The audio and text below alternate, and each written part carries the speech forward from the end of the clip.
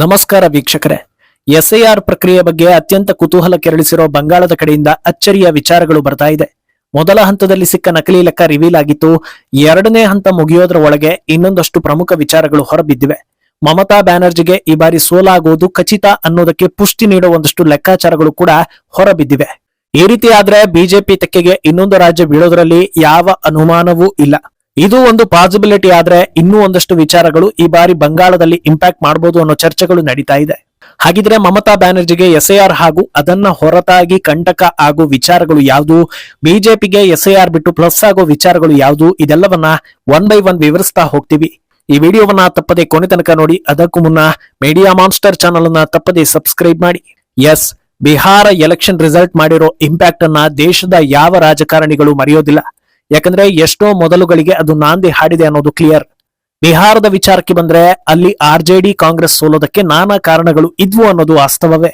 ಆದ್ರೆ 202 ಸೀಟ್ ವರೆಗೆ ಎನ್ಡಿಎ ಹೋಗಿದ್ದಕ್ಕೆ ಪ್ರಮುಖ ಕಾರಣವೇ ಎಸ್ಐಆರ್ ಅನ್ನೋದು ಕೂಡ ಎಲ್ಲರೂ ಒಪ್ಪಲೇಬೇಕಾದ ವಿಷಯ. 65 ಲಕ್ಷದಿಂದ 70 ಲಕ್ಷ ನಕಲಿ ವೋಟ್ಗಳು ಡಿಲೀಟ್ ಆಗಿದ್ರಿಂದ ಪ್ರತಿ ಕ್ಷೇತ್ರದಲ್ಲಿ ಸರಾಸರಿ 27,000 ವೋಟ್ಗಳು ಲೆಸ್ ಆಯಿತು ಅನ್ನೋದು ವಾಸ್ತವ. ಇದರ ಜೊತೆಗೆ ವೋಟ್ ಸ್ಪ್ಲಿಟ್, ಮುಸ್ಲಿಂ ವೋಟ್ ವಿಭಜನೆ, ಪ್ರಶಾಂತ್ ಕಿಶೋರ್ ಫ್ಯಾಕ್ಟರ್ ಎಲ್ಲವೂ ಸೇರಿಕೊಳ್ತು. ಆದ್ರೆ ಅಷ್ಟೂ ಅಡ್ವಾಂಟೇಜ್ ಸಿಕ್ಕಿದ್ದು ಮಾತ್ರ ಎನ್ಡಿಎಗೆ. ಈಗ ಅಂಥದ್ದೇ ಮ್ಯಾಜಿಕ್ ಅನ್ನ ಬಂಗಾಳದಲ್ಲೂ ಆಗುತ್ತೆ ಅನ್ನೋ ನಿರೀಕ್ಷೆಗಳು ಜನರಲ್ಲಿ ಮೂಡಿವೆ. ಈ ರೀತಿ ನಿರೀಕ್ಷೆಗಳನ್ನ ಇಟ್ಕೊಳ್ಬಹುದು ಅಂತ ಹೇಳೋ ವಿಚಾರವೊಂದು ಈಗ ಹೊರಬಿದ್ದಿದೆ. ಮೊದಲ ಹಂತದಲ್ಲಿ 58 ಲಕ್ಷ ಫೇಕ್ ವೋಟ್ ಡಿಲೀಟ್ ಆಗಿತ್ತು ಅನ್ನೋದನ್ನ ಈಗಾಗಲೇ ಹಲವು ಎಪಿಸೋಡ್ಗಳಲ್ಲಿ ಹೇಳಿದ್ವಿ. ಕೇವಲ ಅದಷ್ಟನ್ನೇ ಇಟ್ಕೊಂಡು ಸರಾಸರಿ ತೆಗಿತಾ ಹೋದ್ರೆ ಬಂಗಾಳದಲ್ಲಿ ಒಟ್ಟು 294 ಕ್ಷೇತ್ರಗಳಿವೆ. 58 ಲಕ್ಷ ಫೇಕ್ ವೋಟ್ ಅಂದ್ರೆ ಪ್ರತಿ ಕ್ಷೇತ್ರದಲ್ಲಿ ಸರಾಸರಿ 20,000 ವೋಟ್ಗಳು ಡಿಲೀಟ್ ಆಗಿವೆ ಅನ್ನೋದನ್ನ ಲೆಕ್ಕ ಹಿಡಿಬಹುದು. ಕಳೆದ ಬಾರಿ ಎಲೆಕ್ಷನ್ ರಿಸಲ್ಟ್ಗೆ ತಾಳೆ ಹಾಕಿ ನೋಡೋದಾದ್ರೆ ಟಿಎಂಸಿ ವಿರುದ್ಧ ಬಿಜೆಪಿ 5.85 ಮಿಲಿಯನ್ ಅಂದ್ರೆ ಸುಮಾರು 58 ಲಕ್ಷ ವೋಟ್ಗಳಿಂದ ಸೋತಿತ್ತು. ಸೋತ ಕ್ಷೇತ್ರಗಳಲ್ಲಿ ಸರಾಸರಿ 31,000 ವೋಟ್ಗಳ ಅಂತರ ಇತ್ತು ಅನ್ನೋದನ್ನ ಡೇಟಾಗಳು ಹೇಳ್ತಾ ಇವೆ. ಹಾಗಿದ್ರೆ ಈಗ ಎಸ್ಐಆರ್ ಮೂಲಕ 58 ಲಕ್ಷ ವೋಟ್ ಡಿಲೀಟ್ ಆಗಿದೆ. ಸರಾಸರಿ 31,000ದಲ್ಲಿ ಇದು ಲೆಸ್ ಆಯ್ತು ಅಂದ್ರೆ 10,000 ಅಂತರಕ್ಕೆ ಬರ್ಬೋದಾ ಅಂತ ಅಂದಾಜಿಸಲಾಗ್ತಾ ಇದೆ. ಆದ್ರೆ ಈ ಲೆಕ್ಕ ಇಲ್ಲಿಗೆ ಮುಗಿಯೋದಿಲ್ಲ. ಯಾಕಂದ್ರೆ ಆ 58 ಲಕ್ಷ ನಕಲಿ ವೋಟ್ಗಳನ್ನ ಹೊರತುಪಡಿಸಿ ಇನ್ನೂ 30 ಲಕ್ಷ ವೋಟ್ಗಳು ಗೊಂದಲದಲ್ಲಿವೆ. ಎರಡನೇ ಹಂತದ ಎಸ್ಐಆರ್ ವೇಳೆ 3 ಮಿಲಿಯನ್ ವೋಟರ್ ಐಡಿಗಳಿಗೆ ಸರಿಯಾದ ದಾಖಲೆ ಇಲ್ಲ. ಅದರಿಂದ ಅದನ್ನ ಸ್ಕ್ರೂಟಿನಿಯಲ್ಲಿ ಇರಿಸಲಾಗಿದೆ. ಇವರೆಲ್ಲ ಯಾರು ನಿಜವಾದ ಮತದಾರರ ಅಥವಾ ನಕಲಿನ ಅಂತ ನಿರ್ಧರಿಸೋದಕ್ಕೆ ಒಂದಷ್ಟು ಸಮಯವನ್ನ ತೆಗೆದುಕೊಳ್ತಾರೆ. ಇವರಲ್ಲಿ ಯಾರಾದ್ರೂ ನಿಜವಾದ ಮತದಾರರು ಇದ್ರೆ ಅವರು ಬಂದು ಸೂಕ್ತ ದಾಖಲೆಗಳನ್ನ ನೀಡಿ ತಮ್ಮ ವೋಟರ್ ಐಡಿಯನ್ನ ಸರಿಪಡಿಸಿಕೊಳ್ಳೋದಕ್ಕೆ ಅವಕಾಶ ಇದೆ. ಅಷ್ಟೇ ಅಲ್ಲದೆ ಬಹಳ ಪ್ರಮುಖವಾಗಿ ಆಯಾ ಪಕ್ಷಗಳ ಬೂತ್ ಏಜೆಂಟ್ಗಳಿಗೂ ಕೂಡ ಇವರ ಡೀಟೇಲ್ಸ್ ಅನ್ನ ನೀಡಿ ಹುಡುಕೋದಕ್ಕೆ ಅವಕಾಶ ಕೊಡ್ತಾರೆ. ಅದರಲ್ಲಿ ತಮಗೆ ಪರಿಚಯ ಇರುವ ಅಥವಾ ನೈಜ ಮತದಾರರು ಯಾರಾದ್ರೂ ಇದ್ರೆ ಅವರನ್ನ ಕರ್ಕೊಂಡು ಬಂದು ಸರಿ ಮಾಡಿಸ್ಕೊಳ್ಳೋದಕ್ಕೆ ಅವಕಾಶ ಇದೆ. ಇದ್ಯಾವುದು ಆಗ್ಲೇ ಇಲ್ಲ ಅಂದಾಗ ಈ 30 ಲಕ್ಷ ವೋಟರ್ ಐಡಿಗಳು ನಕಲಿ ಪಟ್ಟಿಗೆ ಸೇರ್ಕೊಳ್ಳುತ್ತೆ. ಆಮೇಲೆ ಓವರ್ ಆಲ್ ಆಗಿ ನಕಲಿ ಲೆಕ್ಕ ತೆಗೆದು ನೋಡಿದ್ರೆ ಪ್ರತಿ ಕ್ಷೇತ್ರದಲ್ಲಿ ಸರಾಸರಿ 30,000 ವೋಟ್ ಡಿಲೀಟ್ ಆಗಿದ್ದು ಗೊತ್ತಾಗುತ್ತೆ. ಇದೇ ಈಗ ಮಮತಾ ಬ್ಯಾನರ್ಜಿಗೆ ಸಂಕಷ್ಟ ತರಿಸ್ತಾ ಇರೋದು. ಅಂದ್ಹಾಗೆ ಸರಾಸರಿ ಲೆಕ್ಕದ ಬಗ್ಗೆ ಯಾರಿಗಾದ್ರೂ ಗೊಂದಲ ಇದ್ರೆ ಅದನ್ನು ಕೂಡ ಕ್ಲಿಯರ್ ಮಾಡ್ತೀವಿ. ಸರಾಸರಿ ಅನ್ನೋ ಪದವನ್ನ ಬಳಸ್ತಾ ಇರೋದಕ್ಕೆ ಕಾರಣ ನಿಖರವಾಗಿ ಪ್ರತಿ ಕ್ಷೇತ್ರದಲ್ಲಿ 30,000 ವೋಟ್ ಡಿಲೀಟ್ ಆಗುತ್ತೆ ಅಂತಲ್ಲ. ಕೆಲ ಕ್ಷೇತ್ರಗಳಲ್ಲಿ 50,000 ನಕಲಿ ವೋಟ್ ಇರ್ಬೋದು. ಇನ್ನು ಕೆಲ ಕ್ಷೇತ್ರಗಳಲ್ಲಿ 10,000 ಅಥವಾ 5,000 ನಕಲಿ ವೋಟ್ಗಳು ಡಿಲೀಟ್ ಆಗಿರ್ಬೋದು. ಹಾಗಿದ್ರೆ ಈ ಬಾರಿ ನೆಕ್ ಟು ನೆಕ್ ಫೈಟ್ ಇದೆಯಾ ಅಂತ ಕೇಳಿದ್ರೆ ಅದನ್ನು ಕೂಡ ಹೇಳೋದಕ್ಕೆ ಆಗೋದಿಲ್ಲ. ಯಾಕಂದ್ರೆ ಈಗ ಎಸ್ಐಆರ್ ನಲ್ಲಿ ಬಂದಿರೋ ಲೆಕ್ಕ ವೋಟರ್ ಲಿಸ್ಟ್ ನಲ್ಲಿ ಸಿಕ್ಕಿದ್ದು ಮಾತ್ರ. ಇದನ್ನ ಹೊರತುಪಡಿಸಿ ಎಸ್ಐಆರ್ ಆರಂಭವಾಗ್ತಾ ಇದ್ದ ಹಾಗೆ ಅಕ್ರಮ ಬಾಂಗ್ಲಾ ವಲಸಿಗರು ಎದ್ನೋ ಬಿದ್ನೋ ಅಂತ ಓಡಿದ್ದು ಕೂಡ ದೊಡ್ಡ ಸುದ್ದಿ ಆಗಿದ್ದನ್ನ ನೀವು ನೋಡಿರ್ತೀರಾ.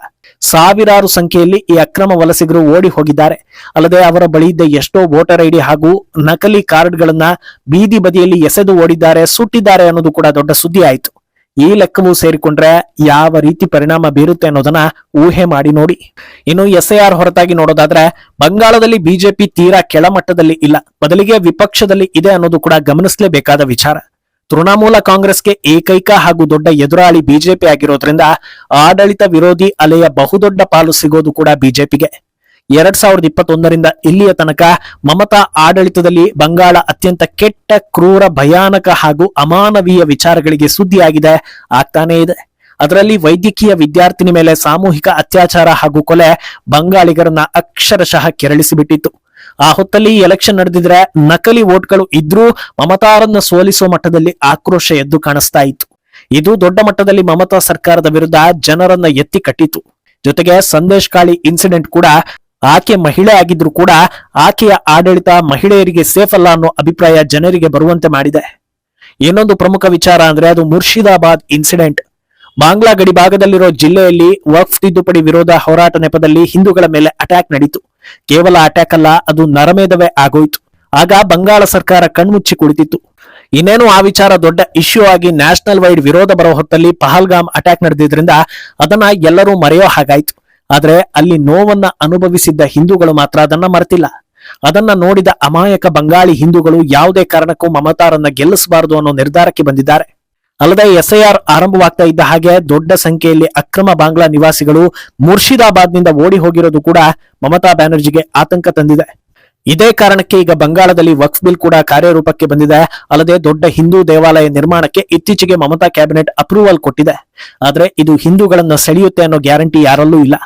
ಅಂದಹಾಗೆ ಇದೇ ಮುರ್ಷಿದಾಬಾದ್ನಲ್ಲಿ ಮಮತಾ ಬ್ಯಾನರ್ಜಿಗೆ ಇರೋ ಇನ್ನೊಂದು ದೊಡ್ಡ ಸವಾಲಂದ್ರೆ ಅದು ತಮ್ಮ ಪಕ್ಷದಿಂದ ಉಚ್ಚಾಟಿತಗೊಂಡಿರೋ ಹುಮಾಯೂನ್. ಬಾಬ್ರಿ ಮಸೀದಿ ನಿರ್ಮಿಸೋದಕ್ಕೆ ಮುಂದಾಗಿರೋ ಹುಮಾಯೂನ್ ಈಗಾಗಲೇ ಫಂಡ್ಗಳನ್ನ ಕಲೆಕ್ಟ್ ಮಾಡಿ ಇಟ್ಟಿಗೆಗಳನ್ನ ತರಿಸಿ ಅದೇ ಮುರ್ಷಿದಾಬಾದ್ನಲ್ಲಿ ಬಾಬ್ರಿ ಮಸೀದಿ ಕಟ್ತಾ ಇದ್ದಾನೆ.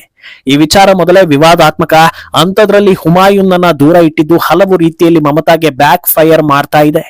ರೆಬೆಲ್ ಆಗಿರೋ ಆತ ಮಮತಾಗೆ ಶಾಕ್ ಕೊಡ್ತೀನಿ, ನನ್ನ ಜೊತೆ ಇಡೀ ಸಮುದಾಯ ನಿಂತಿದೆ, ಈ ಬಾರಿ ದೊಡ್ಡ ಮಟ್ಟದಲ್ಲಿ ಮಮತಾಗೆ ವೋಟ್ ಪರ್ಸೆಂಟೇಜ್ ಡೌನ್ ಆಗುತ್ತೆ ಅಂತ ಆಲ್ರೆಡಿ ಹೇಳಿಕೆ ಕೊಟ್ಟಿದ್ದಾನೆ.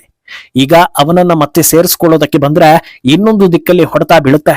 ಆದ್ರಿಂದ ಈ ವಿಚಾರ ಮಮತಾರನ್ನ ಕಟ್ಟಿ ಹಾಕ್ತಾ ಇದೆ. ಇನ್ನು ಮಮತಾ ಫ್ಯಾಕ್ಟರ್ಗಳನ್ನ ಪಕ್ಕಕ್ಕಿಟ್ಟು ಬಂಗಾಳದಲ್ಲಿ ಬಿಜೆಪಿ ಹೇಗೆ ಮುನ್ನುಗ್ಗುತ್ತೆ ಅಂತ ನೋಡ್ತಾ ಹೋದ್ರೆ ಕಳೆದ ಹಲವು ತಿಂಗಳುಗಳಿಂದ ವಿಪಕ್ಷ ನಾಯಕ ಹಿಂದೂಗಳನ್ನ ಒಗ್ಗೂಡಿಸೋ ಕೆಲಸ ಮಾಡ್ತಾ ಇದ್ದಾರೆ. ನಾವು ಒಗ್ಗಟ್ಟಾಗಿದ್ರೆ ಮಾತ್ರ ಬಂಗಾಳದಲ್ಲಿ ಹಿಂದೂಗಳಿಗೆ ಉಳಿಗಾಲ, ಇಲ್ಲದೆ ಇದ್ರೆ ಮಮತಾ ಖಂಡಿತವಾಗ್ಲೂ ಹಿಂದೂಗಳನ್ನ ಉಳಿಸೋದಿಲ್ಲ ಅನ್ನೋದನ್ನ ಅಲ್ಲಿ ನಡೆದ ಘಟನೆಗಳ ಮೂಲಕ ಸುವೇಂದು ಅಧಿಕಾರಿ ಜನರಿಗೆ ಅರಿವು ಮೂಡಿಸ್ತಾ ಇದ್ದಾರೆ. ಅಲ್ಲದೆ ಮಮತಾ ಪಕ್ಷಕ್ಕೆ ವೋಟ್ ಹಾಕ್ತಾ ಇರೋ ಕೇವಲ 5% ಹಿಂದೂಗಳು ನಮ್ಮನ್ನ ಬೆಂಬಲಿಸಿದ್ರೆ ಸಾಕು, ಇಡೀ ಬಂಗಾಳದಲ್ಲಿ ಯಾವೊಬ್ಬ ಹಿಂದೂಗೂ ಅಪಾಯ ಆಗದೇ ಇರೋ ರೀತಿ ರಕ್ಷಿಸೋದು ನಮ್ಮ ಜವಾಬ್ದಾರಿ ಅನ್ನೋದನ್ನ ಜನರಿಗೆ ಮನವರಿಕೆ ಮಾಡೋ ಪ್ರಯತ್ನಗಳನ್ನ ಮಾಡ್ತಾ ಇದ್ದಾರೆ. ಇದಕ್ಕೆ ಸಾಕ್ಷಿ ಕಳೆದ ವಾರ ಭಗವದ್ಗೀತೆ ಪಠಣಕ್ಕೆ ಲಕ್ಷ ಜನರು ಸೇರ್ಪಡೆಯಾಗಿದ್ದು. ಇನ್ನೊಂದು ದಿಕ್ಕಲ್ಲಿ ಬಂಗಾಳವನ್ನ ಅತ್ಯಂತ ಪ್ರತಿಷ್ಠೆಯಾಗಿ ಪರಿಗಣಿಸಿರೋ ಮೋದಿ ಹಾಗೂ ಅಮಿತ್ ಶಾ ಈಗಾಗಲೇ ಕಾರ್ಯತಂತ್ರವನ್ನ ರೂಪಿಸ್ತಾ ಇದ್ದಾರೆ. ಪ್ರಮುಖರನ್ನ ಫೀಲ್ಡಿಗೆ ಇಳಿಸಿದ್ದಾರೆ. ಬಂಗಾಳದ ಪ್ರತಿದಿನದ ಬೆಳವಣಿಗೆಗಳನ್ನ ಅರ್ಥ ಮಾಡಿಕೊಂಡು ಚಕ್ರ ವ್ಯೂಹವನ್ನ ರಚಿಸ್ತಾ ಇದ್ದಾರೆ. ಅಲ್ಲದೆ ಇದಕ್ಕೆ ಆನೆಬಲ ಬಂದಿರೋದು RSS ಕಡೆಯಿಂದ. ಸಂಘ ಕೂಡ ಗ್ರೌಂಡ್ ಲೆವೆಲ್ ನಲ್ಲಿ ಹಿಂದೂಗಳನ್ನ ಒಗ್ಗೂಡಿಸೋ ಕೆಲಸ ಆರಂಭಿಸಿದೆ ಅನ್ನೋ ಸುದ್ದಿಗಳಿವೆ. ಆದ್ರಿಂದ ಈ ಬಾರಿಯ ವಾತಾವರಣ ಎಲ್ಲಾ ರೀತಿಯಲ್ಲೂ ಮಮತಾಗೆ ವಿರುದ್ಧವಾಗೇ ಇದೆ. ಇಷ್ಟಾದ ಮೇಲೂ ಮಮತಾ ಬ್ಯಾನರ್ಜಿ ಗೆದ್ರೆ ಆಕೆ ನಿಜಕ್ಕೂ ಬಂಗಾಳದಲ್ಲಿ ಜನಪ್ರಿಯ ವ್ಯಕ್ತಿ, ಜನ ಬೆಂಬಲ ದೊಡ್ಡ ಮಟ್ಟದಲ್ಲೇ ಇದೆ, ಬದಲಾವಣೆ ಕಷ್ಟ ಅನ್ನೋ ಸಂದೇಶ ಸಿಕ್ಕಂತಾಗುತ್ತೆ. ಮುಂದೇನಾಗುತ್ತೆ ಅನ್ನೋದನ್ನ ಕಾದು ನೋಡ್ಬೇಕು. ಈ ಬಗ್ಗೆ ನಿಮ್ಮ ಅಭಿಪ್ರಾಯವನ್ನ ತಪ್ಪದೆ ಕಮೆಂಟ್ ಮೂಲಕ ತಿಳಿಸಿ.